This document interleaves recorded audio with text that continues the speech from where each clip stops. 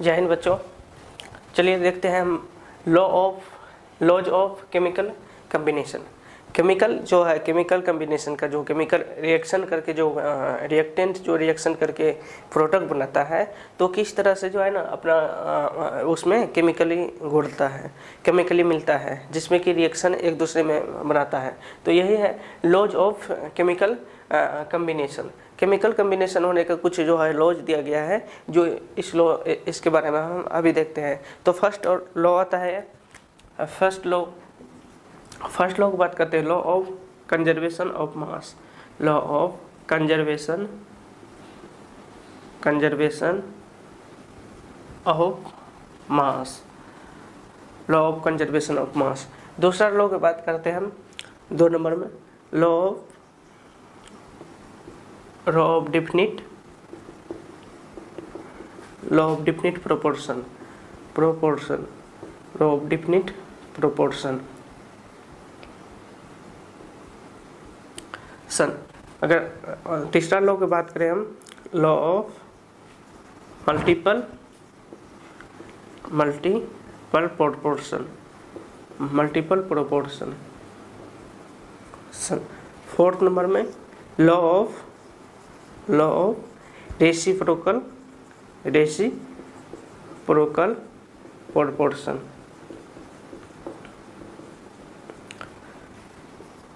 Fifth number में गेजियस लुईजियस लॉ, गेजियस लुईजियस लॉ। 6 नंबर में एवोगेड्रो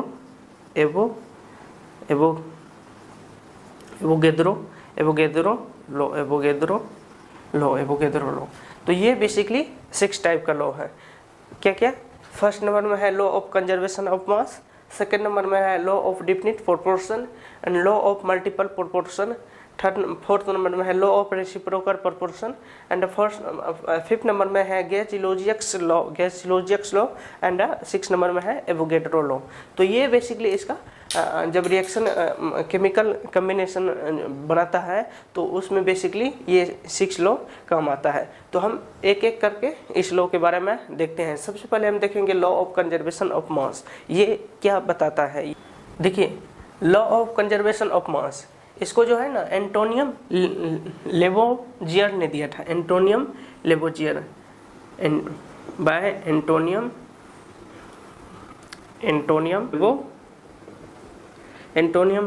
ने दिया था। कितना में? 1789 में। इस लॉ को जो है किसने दिया था?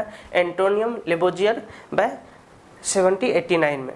तो 1789 में जो इस लॉ को दिया गया था। अब देखिए इस लॉ क्या कर रहा है, इस लॉ ऑफ कंजर्वेशन ऑफ मास जब कह रहा है कि अगर हम एक रिएक्शन से देखते हैं, जैसे कि ए है, A प्लस बी, ए और बी को रिएक्शन करवाए, तो ये कुछ ना, ये दोनों रिएक्टेंट हुआ, रिएक्टेंट A प्लस बी दोनों रिएक्टेंस हुआ। अब ये रिएक्टेंस दोनों मिल के तो कुछ तो बनाएगा। मान के चलिए यहाँ पे ए बी बनाया, तो ए बी जो है, ए बी ये क्या है? ये प्रोडक्ट हुआ, प्रोडक्ट। अब देखिए इस लॉ के अकॉर्डिंग एंटोनियम लेवोजियर ने क्या कहा? एंटोनियम लेवोजियर ने कहा कि लॉ ऑफ कंजर्वेशन ऑफ मास में क्या होता है कि इसका जो और इसका इस दोनों का mass of reactants equal to mass of product. ये हमेशा होगा, रिएक्टेंट का मास जितना है उतना होगा प्रोडक्ट का मास भी। तो हम देखते हैं फिर से, H2 प्लस O, इसको रिएक्शन कराते हैं, H2O बनेगा।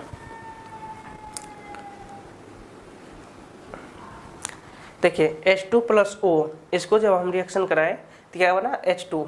अब देखिए हाइड्रोजन का एटॉमिक मास जो होता है, यहाँ पे हाइड्रोजन का एटॉमिक मास, हाइड्रोजन का एटॉमिक मास 1 होता है। अब दूसरा ऑक्सीजन का एटॉमिक मास 16 होता है। कितना? ऑक्सीजन का एटॉमिक मास 16 होता है।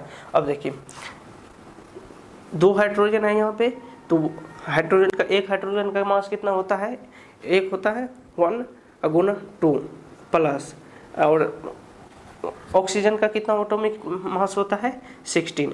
तो दोनों का अगर मिलाए तो ये कितना हो गया 18 हो गया, 18 ग्राम, 18 ग्राम हो गया, 18 ग्राम हो गया। अब इधर भी देखिए, इधर कितना है हाइड्रोजन का, हाइड्रोजन का 1 गुना 2 हो जाएंगे प्लस ऑक्सीजन का एटॉमिक मास, ऑक्सीजन का एटॉमिक मास 16, तो दोनों मिला के कितना हो जाएंगे 18 ग्राम हो जाएंगे। अब यहाँ से देखिए इसका कितना है मास 18 ग्राम है, जो रिएक्टेंट है, रिएक्टेंट का मास कितना है 18 ग्राम, और इक्वल टू प्रोडक्ट का मास कितना है 18 ग्राम।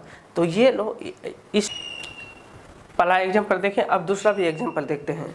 तो कितना मेथेन है CH4, मीथेन का फॉर्मूला क्या होता है CH4। मीथेन में जब हम ऑक्सीजन को मिलाते हैं तो क्या बनता है, कार्बन डाइऑक्साइड प्लस जल बनता है H2O। अब दोनों को हम बैलेंस करते हैं, यहाँ पे हाइड्रोजन कितना है 4 है, तो यहाँ पे कितना है 2, तो यहाँ पे कितना लग जाएगा 2 लगेगा। तो आप देखिए यहाँ पे कितना 2 ऑक्सीजन और यहाँ पे 2 ऑक्सीजन, तो 4 ऑक्सीजन हो गए, तो यहाँ पे 2 ही ऑक्सीजन, तो यहाँ पे 2 लगेगा। तो ये बैलेंस्ड हो गया, बैलेंस्ड हो गया। तो अब देखिए कितना एटॉमिक मास कितना है कार्बन का, कार्बन का एटॉमिक मास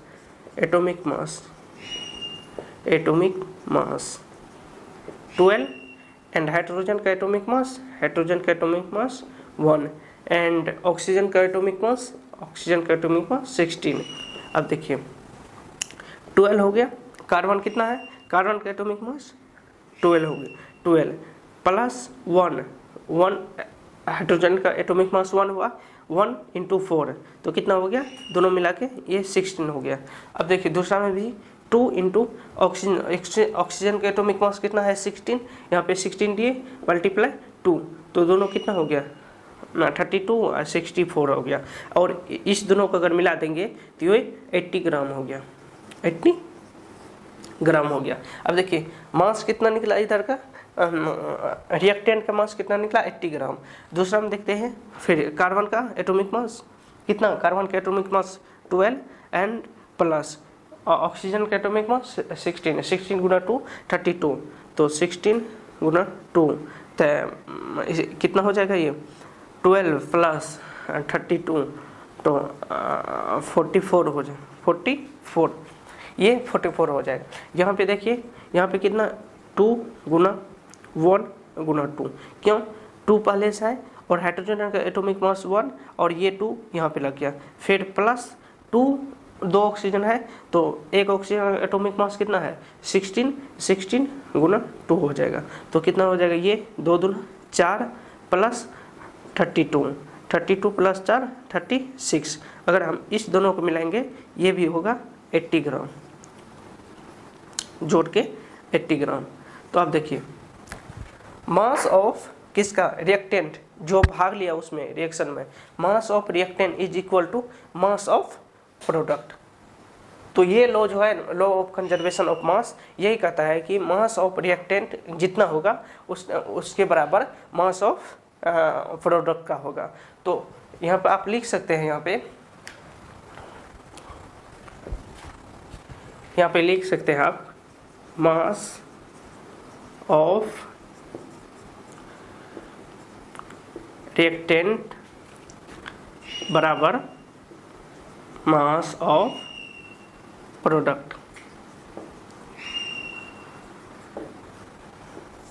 बल्कि इसमें जो है ना एक चीज़ होना चाहिए कि जब भी आपका निकाले ना, तो रिएक्शन जो है, रिएक्शन आप निकाल रहे हैं उस रिएक्शन में बैलेंस होना चाहिए। सबसे पहले क्या रिएक्शन बैलेंस्ड होना चाहिए, बैलेंस्ड होगा तभी निकलेगा, नहीं तो इधर उधर वो जो है गलती होने की संभावना बहुत ज़्यादा होता है। तो जब भी निकाले आप तो समीकरण को या इक्वेशन को, रिएक्शन को बैलेंस में। एक क्वेश्चन देख लेते हैं, क्वेश्चन क्या कह रहा है पे, law of conservation of mass. Question जो है एग्जाम सब में किस टाइप से आता है, लॉ ऑफ कंजर्वेशन ऑफ मास से। तो सबसे पहले देखिए ये क्वेश्चन है, क्या कर रहा है, ऑन हीटिंग, जब हम हीट करते हैं कितना 10 gram of sodium carbonate, sodium carbonate को जब हम हीट करते हैं कितना 10 ग्राम है सोडियम कार्बोनेट को, 10 10 gram of sodium carbonate. Sodium carbonate कितना है 10 ग्राम, यहाँ पे Na2NO2 है। 10 ग्राम ऑफ सोडियम कार्बोनेट। जब हम सोडियम कार्बोनेट को हीट करते हैं तो कितना निकलता है 4.4 ग्राम ऑफ कार्बन डाइऑक्साइड। कितना 4.4 ग्राम कार्बन डाइऑक्साइड निकलता है and 5.6 gram of sodium dioxide निकलता है। सोडियम ऑक्साइड निकलता है, सोडियम डाइऑक्साइड नहीं, सोडियम ऑक्साइड निकलता है, सोडियम ऑक्साइड निकलता है। तो हमें कहना है कि प्रूव करना है कि ये जो है ये रिएक्शन जो है, ये reaction law of conservation of मास का पालन करता है या नहीं करता है। तो यहाँ पे लिखा है prove that this reaction obey the law of conservation of मास। तो हम देख लेते हैं सबसे पहले इसको सॉल्यूशन में। कितना है सोडियम कार्बोनेट NO2 CO3। इसको जब हम रिएक्शन करते हैं तो ये दो भाग में टूटता है। कितना में carbon dioxide plus sodium oxide, carbon dioxide CO2 plus sodium Na2O oxide. अब देखिए ये कितना दिया है क्वेश्चन में, अकॉर्डिंग टू क्वेश्चन में कितना दिया है 10 ग्राम दिया है, 10 ग्राम दिया है। यहाँ पर भी ये कितना दिया है कार्बन, देखिए यहाँ पे क्वेश्चन में दिया हुआ है यहाँ पे 4.4 ग्राम ऑफ कार्बन डाइऑक्साइड। तो कार्बन डाइऑक्साइड कितना है 4.4 ग्राम प्लस सोडियम ऑक्साइड कितना है, सोडियम ऑक्साइड 5.6 ग्राम। तो दोनों को ऐड करते हैं तो ये 10 ग्राम होता है, 10 ग्राम। तो क्या कह रहा था लॉ ऑफ कंजर्वेशन ऑफ मास, क्या कहता है कि जितना रिएक्टेंट का मास होगा उतना प्रोडक्ट का भी मास होगा। तो यहाँ पे देखिए रिएक्टेंट का मास कितना है 10 ग्राम और प्रोडक्ट का मास कितना है 10 ग्राम। ये reaction law of conservation of मास का पालन करता है।